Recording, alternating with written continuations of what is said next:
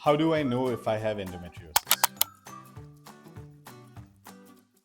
So the diagnosis of endometriosis is not some great rocket science. They are spending millions and millions of dollars on tests to determine whether somebody has endometriosis or not. The easiest way to diagnose endometriosis is to just listen to the patient.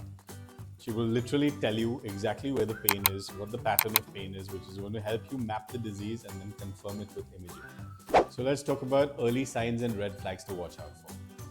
Period pain is the first and earliest sign of endometriosis. This can be pain during the period, a couple of days prior to the onset of the period, or even pain 2 weeks later around the time of ovulation. These are triggers that endometriosis may be around the corner. Endometriosis is also very commonly misdiagnosed as other mimicking conditions like IBS, which is irritable bowel syndrome, or polycystic ovarian disease, or Crohn's disease, or even celiac disease. Tracking symptoms is a good way to prepare for your doctor's appointment. Keep a record of when the pain occurred in the cycle, what the intensity of the pain was, what the localization of the pain was, which were the ameliorating or relieving or exacerbating factors. So, what made it better? What made it worse? For example, if it was better during exercise or worsened during exercise, if the pain gets worse on standing for prolonged periods or lying down, this helps the endometriosis specialist get to the diagnosis a lot quicker.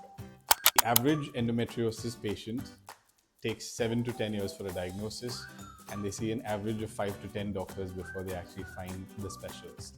The problem comes in because a lot of these patients are not taken seriously. They are misdiagnosed as overreacting or drug seeking or attention seeking, or they are misdiagnosed as PCOS or IBS and then directed towards the wrong specialties where they are just treated for the wrong conditions.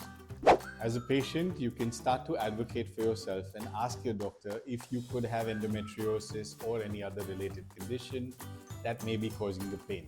Don't let an early diagnosis or negative imaging rule out endometriosis.